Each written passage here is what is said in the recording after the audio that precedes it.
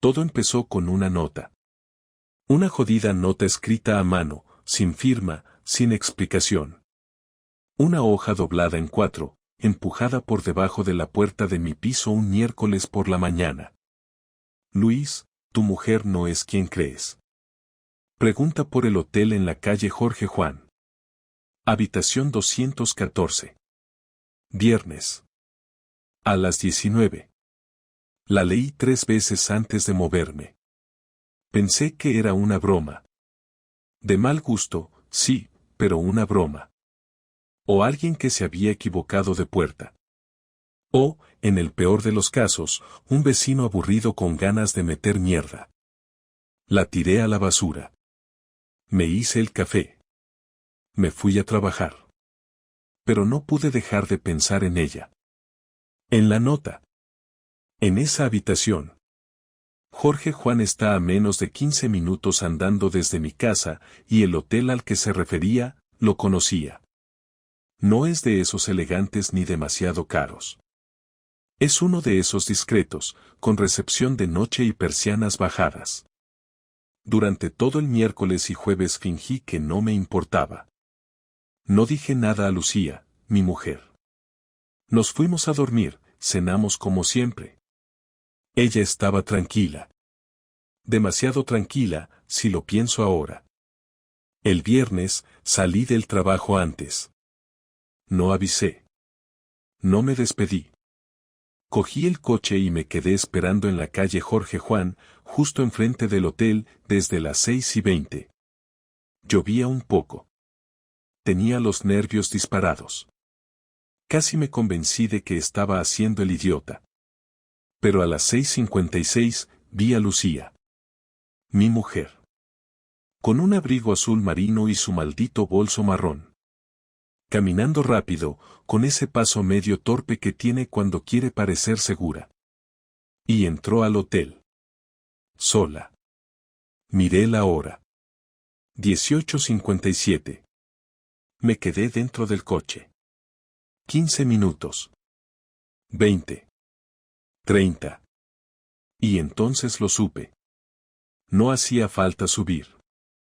No hacía falta preguntar en recepción. No hacía falta ver nada. Porque el problema ya no era si estaba haciendo algo. El problema era que no me lo había contado.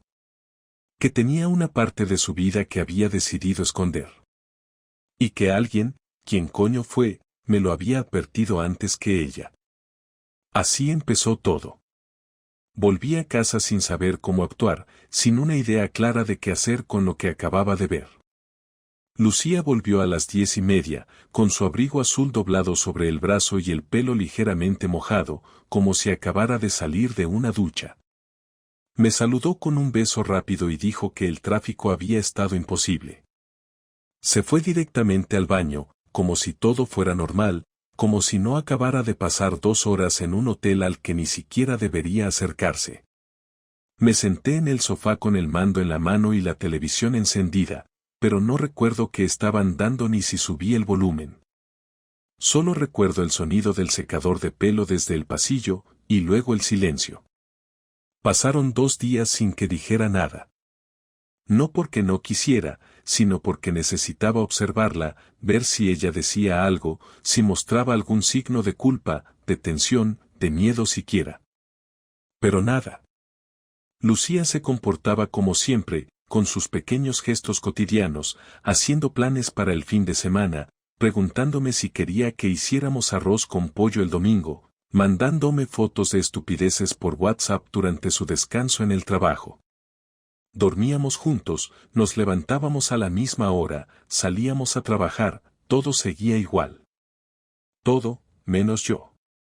El domingo por la mañana, sin pensarlo mucho, cogí las llaves del coche y me fui hasta el hotel.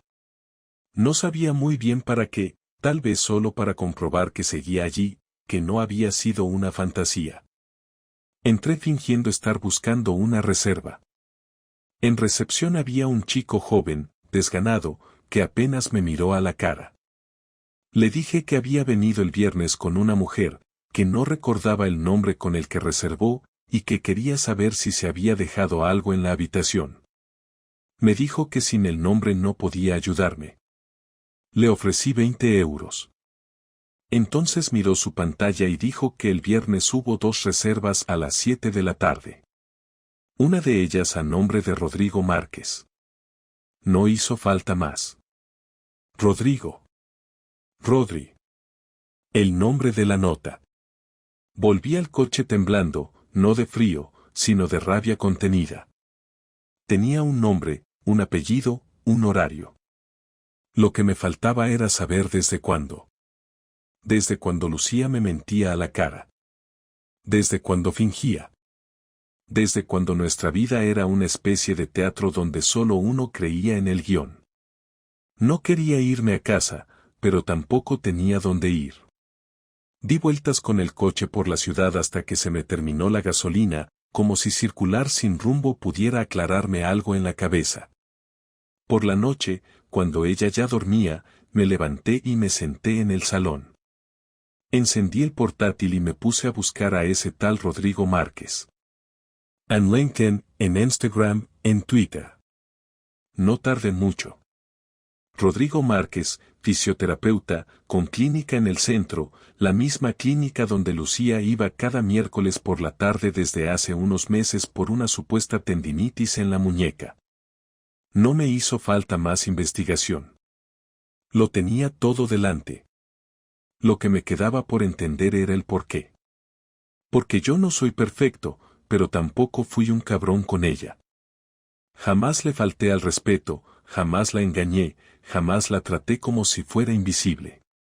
No soy de los que gritan ni de los que ignoran. Siempre estuve ahí, haciendo lo que tocaba, sin grandes gestos, pero constante. Y parece que eso ya no basta. Que la constancia no tiene valor. La semana siguiente fingí no saber nada. No por cobardía, sino porque necesitaba observar. Porque si iba a enfrentarla, iba a hacerlo bien, con cada pieza en su sitio. Cada gesto, cada respuesta suya. Cada mentira dicha con voz dulce. Grabé una llamada que hizo en la cocina mientras yo fingía estar en el baño. No dijo su nombre, pero dijo el viernes estuvo bien, y luego se rió. Esa risa que antes era solo mía. El jueves por la noche, cuando ya nos íbamos a la cama, me senté a los pies del colchón y le pregunté si me había mentido alguna vez. Ella se quedó un momento callada, como si no esperara la pregunta, y luego respondió con esa voz suave que pone cuando quiere esquivar una conversación, ¿mentirte? Claro que no, ¿por qué me preguntas eso? La miré fijamente y le dije que tenía pruebas de que había estado con otro hombre. No grité. No le mostré rabia. Solo lo dije. Simple, claro. Ella no reaccionó como yo pensaba. No se rompió a llorar, no se puso a negar desesperadamente, no intentó fingir sorpresa. Solo bajó la mirada y se quedó en silencio. Eso fue peor. Porque no necesitaba decir nada más. Ya lo sabía. Yo ya lo sabía. Lo que vino después fue aún más desagradable. Su intento de justificarlo, su tono casi sereno, su forma de minimizar todo. Fue solo una vez, dijo. Mentira. No significa nada, dijo. Otra mentira. Tú y yo estábamos distantes, dijo, como si la distancia se resolviera abriendo las piernas a otro. No contesté.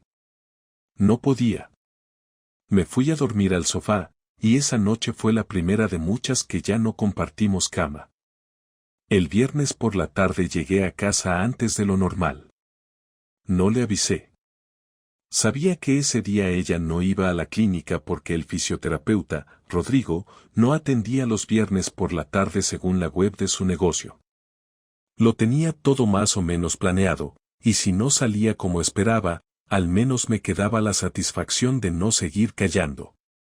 Dejé las llaves sobre la mesa del recibidor y fui directo al salón, donde Lucía estaba sentada con el portátil en las piernas, con cara de quien no esperaba que nadie entrara a esa hora. Me miró, sonrió con cierta incomodidad y me preguntó si había pasado algo en el trabajo. Le dije que no, que solo necesitaba hablar con ella y que era ya el momento de dejarse de rodeos. Cerró el portátil sin decir nada y lo dejó a un lado. Se incorporó un poco y me miró esperando que empezara yo. Le pregunté directamente cuánto tiempo llevaba viéndose con Rodrigo. Nada de eufemismos ni frases suaves. Pregunta directa, sin adornos. Ella suspiró como si esa fuera la pregunta que más temía y más esperaba al mismo tiempo. Me dijo que no quería que esto pasara así, que lo tenía todo en la cabeza para decírmelo bien, con calma, que solo necesitaba el momento adecuado. Le respondí que ese momento ya había pasado hacía tiempo, que no tenía ningún sentido seguir fingiendo, que lo sabía todo, que la había visto entrar al hotel, que conocía su nombre, que tenía incluso pruebas. Su rostro cambió al instante, como si la máscara que llevaba semanas usando se cayera de golpe. Ya no intentaba sonreír, ni poner esa expresión neutra que había dominado su cara desde hacía días. Le dije que no me interesaban sus explicaciones si iban a ser solo excusas, que no me hacía falta que me contara nada si iba a mentirme otra vez. Pero insistió. Dijo que lo conoció en la clínica, que empezó como algo casual, como una conversación después de las sesiones, que él le gustó porque le hablaba de cosas que le hacían sentir diferente, que se sentía escuchada, valorada, que con él no era solo la mujer que cocina y trabaja, que tenía nombre, que no era invisible. Le pregunté si eso era lo que yo había sido para ella todos estos años, alguien que la hacía sentir invisible. Ella dijo que no, que yo había sido un buen marido, pero que se había perdido a sí misma en la rutina. Le pregunté si se había acostado con él. Tardó en contestar. Dijo que sí. Una sola vez, según ella. Le respondí que no le creía. Ella bajó la mirada otra vez. Le dije que no se molestara en negarlo más, que las mentiras ya no tenían espacio en esta casa. Que yo también sabía lo que era sentirse ignorado, que yo también había notado cómo se alejaba, cómo me evitaba, cómo me hablaba con frases sueltas y respuestas medidas. Que no me viniera ahora con discursos sobre emociones y durante semanas fue capaz de salir de casa sabiendo lo que estaba haciendo a mis espaldas. Me miró a los ojos por primera vez en toda la conversación. Me dijo que no me quería hacer daño, que pensaba que era solo algo pasajero. Le pregunté entonces si pensaba seguir viéndolo. Me dijo que no lo sabía, que ahora que todo había salido a la luz, que todo estaba revuelto, no sabía qué iba a pasar con él ni conmigo. Me reí. No porque algo fuera gracioso, sino porque su respuesta era la peor posible. No saber. No saber si seguir con él o no. No saber si aún quería estar conmigo. No saber qué hacer con su propia vida. Esa falta de decisión me parecía peor que la infidelidad en sí. Porque al menos un engaño implica algo claro, una elección. Pero quedarse entre dos aguas, pretender que todo puede seguir como si nada, como si yo tuviera que esperar a que ella decidiera a quien quería más o que le convenía más, era simplemente humillante. Le dije que era su última oportunidad de ser sincera. Le pedí que me dijera toda la verdad, sin filtros.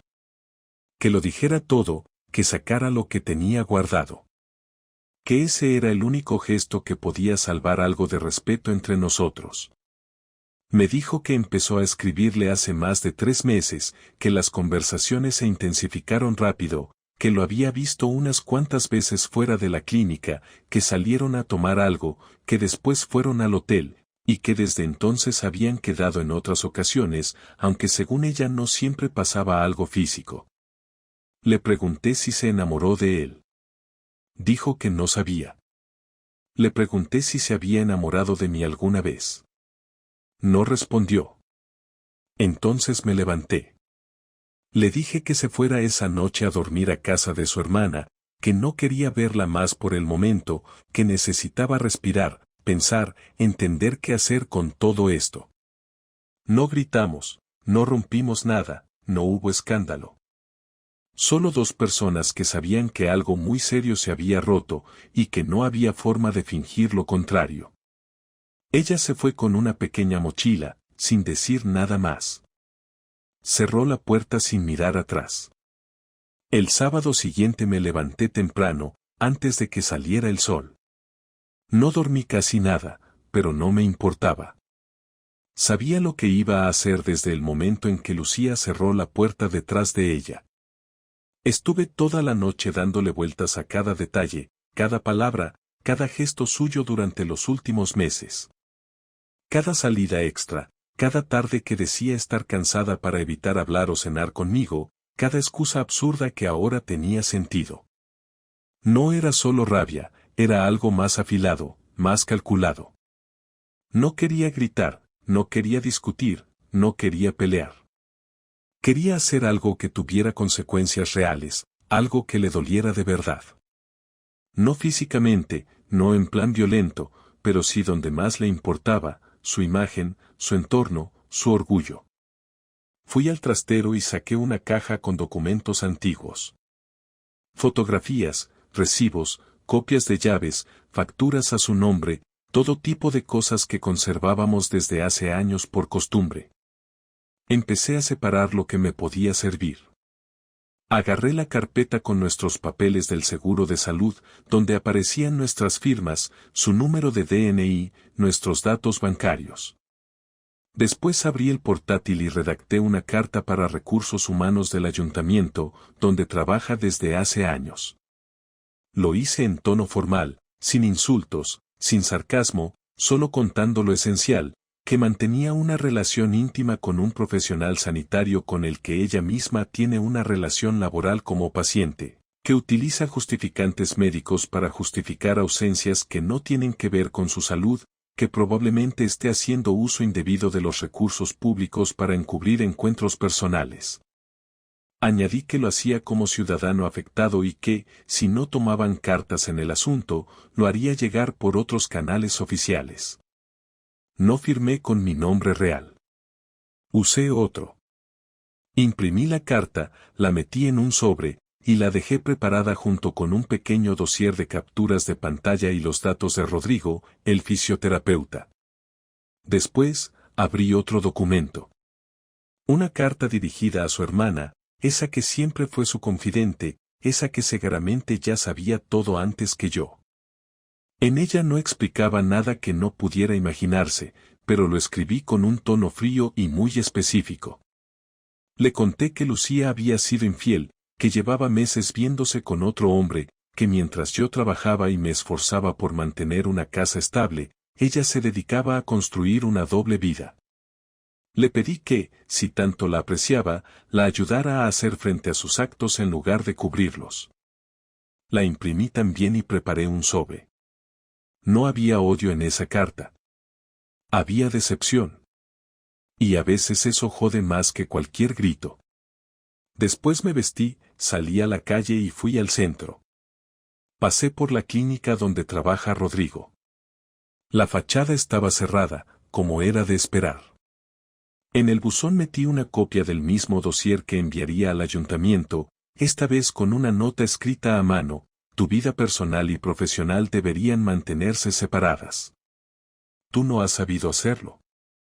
Atente a las consecuencias. Sin firma, claro. Regresé a casa con una sensación extraña. No era placer, ni alivio. Era como si por fin algo estuviera en movimiento, como si ya no fuera yo el único que cargaba con todo.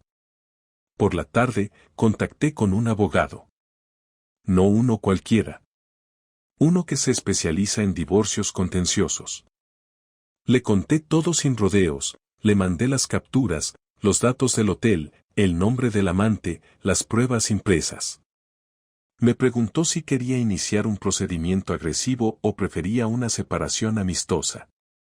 Le dije que no había nada amistoso en lo que había ocurrido, que si alguien quería suavizar las cosas, tendría que ser ella, no yo. Me explicó los pasos a seguir, los plazos, las consecuencias. Le pedí que preparara el borrador de los papeles de divorcio y que los tuviera listos para el martes. Iba a dárselos en persona. Mirándola a los ojos. El lunes no le escribí, no la llamé, no le respondí a ningún mensaje. Me escribió por la noche, preguntando si podíamos hablar. No contesté. No porque no tuviera ganas, sino porque necesitaba que fuera ella quien viniera a mi casa, que me mirara a la cara después de lo que había hecho. El martes por la tarde apareció en la puerta. No traía la mochila, no traía ropa ni nada. Solo ella, con cara de haber dormido poco. Me dijo que no quería que esto acabara así, que no sabía cómo arreglarlo, pero que quería intentarlo. Le pedí que se sentara. Le puse delante el sobre con los papeles del divorcio. Ella lo miró sin tocarlo. Me preguntó qué era eso. Le dije que era mi decisión. Que no quería seguir con alguien que me había mentido durante meses, que no pensaba pasar el resto de mi vida preguntándome si la persona con la que compartía techo me decía la verdad o me volvía a engañar en cuanto se sintiera aburrida. Me dijo que estaba confundida, que lo nuestro había cambiado. Le respondí que lo nuestro no había cambiado, que cambió ella, que simplemente se cansó y no supo gestionarlo de otra forma. Me pidió que no hiciera nada público, que no me pusiera en su contra, que pensáramos en nuestra reputación, en nuestras familias. Le dije que ya había pensado en todo eso, que todo el mundo tendría su parte correspondiente de la verdad, que no iba a mentir por ella ni a callarme lo que había vivido. Ella se levantó, con los ojos rojos, cogió el sobre y lo metió en el bolso. No dijo nada más. Solo me miró como si no me reconociera. Pero yo ya había dejado de reconocerla hacía semanas. Pasaron 2 días sin que Lucía me escribiera, ni una llamada, ni una nota, nada. Sabía que estaba digiriendo los papeles de divorcio, o quizá intentando encontrar la forma de salvar algo sin tener que tragarse la culpa. Mientras tanto, yo seguía con mi rutina como si todo fuera normal, pero cada gesto tenía otro peso. Preparar café por la mañana, cenar solo en la cocina, abrir el armario y ver su lado vacío, todo se sentía como una confirmación silenciosa de que esta etapa estaba acabando. No me permití caer en la nostalgia ni en la pena porque sabía que si lo hacía, me costaría volver a levantarme. Lo único que quería era tener una última conversación, cerrarlo todo con la claridad que no habíamos tenido durante meses. Y esa oportunidad llegó el viernes por la tarde, cuando apareció sin previo aviso, tocando el timbre con insistencia. Abrí la puerta y la vi de pie, con la cara seria, sin maquillaje, con ropa sencilla. Me pidió que por favor habláramos dentro, que no quería discutir en el portal. Le hice un gesto y entró. Se sentó en el sofá y esperó. Yo me quedé de pie, no por orgullo, sino porque no quería parecer cómodo, no quería que esto se sintiera como una reconciliación. Me miró y dijo que había leído todo el contenido del sobre, que había hablado con un abogado también, que estaba dispuesta a firmar si eso era lo que yo realmente quería. Le pregunté si alguna vez pensó en lo que sus actos iban a provocar, si durante alguna de esas tardes en las que iba al hotel o salía con él se detuvo a pensar en lo que estaba destruyendo. Me miró sin pestañear y dijo que sí, pero que en ese momento no le importaba, que se sentía vacía, que todo le daba igual. Le respondí que eso era lo que más dolía, que su forma de justificarlo fuera que simplemente se sentía desconectada, como si eso diera vía libre para hacer lo que quisiera sin consecuencias. Ella bajó la mirada, respiró hondo y me dijo que había cometido un error, que no lo negaba, pero que no quería que nuestro matrimonio terminara así, con tanto odio acumulado. Me pidió que le dijera si había algo que se pudiera hacer para cambiar mi decisión. Le contesté que no se trataba solo del sexo con otro hombre, ni de la mentira, ni siquiera del tiempo que pasó a mis espaldas, sino de que ella había tomado decisiones sin contar conmigo, que había elegido a alguien más en vez de hablar, en vez de afrontar los problemas como adultos. Que cuando uno elige irse por ese camino, tiene que asumir que a veces no hay vuelta atrás. Ella insistió en que nunca pensó que llegaría tan lejos, que empezó todo con la intención de sentirse viva otra vez, que se equivocó al creer que podía controlar la situación.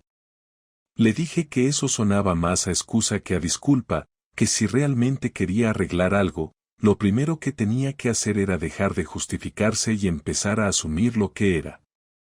Me preguntó si había alguien más, si había empezado a salir con alguien desde que se fue. Le dije que no necesitaba meter a otra persona en mi vida para tomar decisiones. Que todo lo que estaba haciendo era por mí, no por nadie más. Se quedó callada un rato, luego se levantó y me pidió que al menos considerara ir a una sesión de terapia de pareja, solo una, para hablar con alguien delante, para entender si había algo que salvar. Le dije que no tenía interés en analizar la ruina, que no necesitaba a un extraño para saber que ella cruzó una línea y que yo no tenía por qué perdonar eso solo para cumplir con el guión de las parejas que se recomponen después de un desastre. Que yo tenía derecho a marcharme sin cargar con el peso de su arrepentimiento. Me dijo que me iba a echar de menos, que se arrepentía, que ojalá pudiera volver atrás.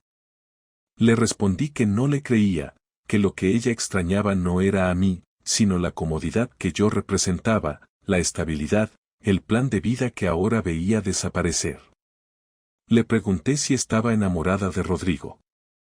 Me dijo que no, que ni siquiera sabía por qué se había enganchado a él.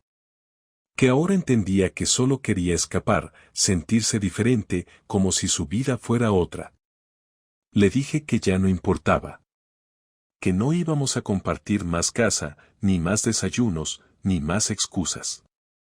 Que lo que tenía que hacer ahora era organizar sus cosas, firmar los papeles, respetar lo que habíamos acordado, y que si quería redimirse con alguien, que fuera consigo misma, porque yo ya no tenía espacio ni tiempo para eso. Se quedó en silencio. Asintió con la cabeza y me preguntó si podía recoger sus cosas esa misma tarde. Le dije que sí, que lo hiciera sin prisa, pero sin intentar alargar lo inevitable. Ella fue a la habitación, sacó su ropa del armario, sus libros, unas fotos, poco más. No habló mientras lo hacía. No lloró. Cuando terminó, dejó las llaves sobre la mesa del comedor, me miró por última vez y dijo simplemente lo siento. No le respondí. Cerré la puerta cuando bajó las escaleras, y me senté en el sofá. Solo entonces respiré hondo, por primera vez en semanas. Después de que se fue, la casa quedó en silencio. No el silencio habitual de una tarde sin música ni televisión, sino uno más denso, más definitivo. No tenía la necesidad de llorar, ni de romper nada, ni de salir a tomar aire. Me senté en la mesa de la cocina, me serví un café y me quedé mirando la pared, no por nostalgia ni por reflexión profunda, sino porque por fin tenía la cabeza libre de todo ese ruido que había estado soportando durante semanas. No sentía alivio, pero tampoco rabia. Era una calma seca, sin consuelo, pero también sin dolor inmediato. Sabía que lo peor ya había pasado. Ya no había secretos, ni dobles vidas, ni mentiras disimuladas bajo una sonrisa. La verdad estaba encima de la mesa, y aunque era fea, al menos era clara. Durante los días siguientes me dediqué a ordenar todo lo legal. Firmamos los papeles, cada uno por su lado, sin discusiones. Ella no puso trabas. No pidió nada más de lo que le correspondía, no discutió por los muebles, ni por el coche, ni por nada material. Fue como si entendiera que ya no tenía sentido pelear por nada. Cuando me llegó la confirmación de que el divorcio se había formalizado, no sentí ninguna emoción. Solo marqué el correo como leído y seguí trabajando. Las cosas prácticas tienen eso, ayudan a poner distancia. Ya no era mi esposa, ya no era parte de mi día a día, ya no había promesas ni deberes. Era otra persona más que alguna vez estuvo en mi vida. Durante un tiempo evité hablar del tema con amigos y familiares. No por vergüenza, sino porque no quería que nadie intentara consolarme con frases vacías ni con consejos inútiles. No quería que nadie me dijera que el tiempo lo cura todo o que las cosas pasan por algo. Solo quería silencio y espacio. Algunos lo entendieron, otros no tanto. Los que insistieron con llamadas y mensajes terminaron recibiendo respuestas cortas o directamente ningún tipo de respuesta. No estaba enfadado con ellos, pero no tenía ganas de justificarme ni de explicar algo que ya estaba cerrado en mi cabeza. Una tarde de sábado me crucé con Rodrigo en el supermercado. No lo esperaba. Iba con una bolsa de deporte al hombro y cara de no haber dormido bien. Nos miramos. No dijo nada. Yo tampoco. Caminó hacia otra sección sin mirarme 2 veces. Me sorprendió que no intentara decir nada, ni disculparse, ni enfrentarme. No sé si por cobardía o porque sabía que ya no tenía ningún sentido. En otro momento quizá me habría alterado, pero ahora no. Él ya no era el problema. Era solo el tipo que estuvo en el lugar equivocado en el momento en que mi matrimonio estaba colapsando. No lo justifico, pero tampoco iba a cargar más con ese rencor. Con el paso de los días empecé a recuperar cosas pequeñas que había perdido. Dormir bien, por ejemplo. Comer sin ese nudo en el estómago. Ver una serie sin mirar de reojo si ella estaba mirando el móvil mientras decía estar interesada. Cosas simples que se notan cuando desaparecen. No tenía prisa por rehacer mi vida, ni por salir a conocer a alguien nuevo. No sentía ese impulso que tienen algunos de tapar un vacío con otra persona. Quería tiempo. Quería entender que falló, no para culparme, sino para aprender. Porque aunque ella fue quien rompió el acuerdo, yo también tuve mi parte de desconexión. Ignoré señales, confié demasiado, dejé de preguntar cuando notaba el cambio. No lo hice por indiferencia, sino por rutina. Y eso también es un error que no pienso repetir. Una noche me escribió. Solo un mensaje corto.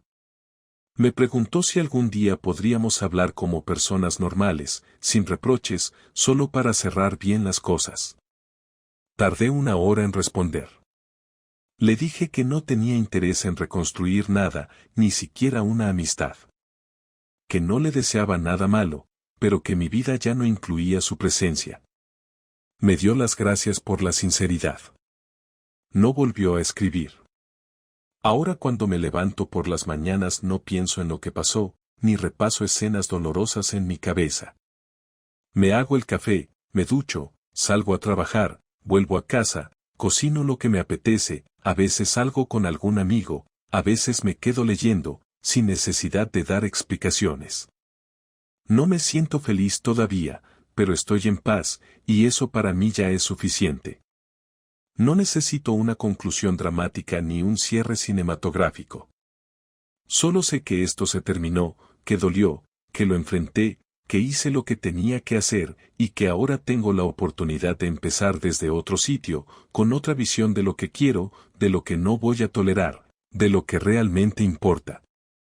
Y si algo aprendí de todo esto, es que hay que prestar atención a las cosas pequeñas.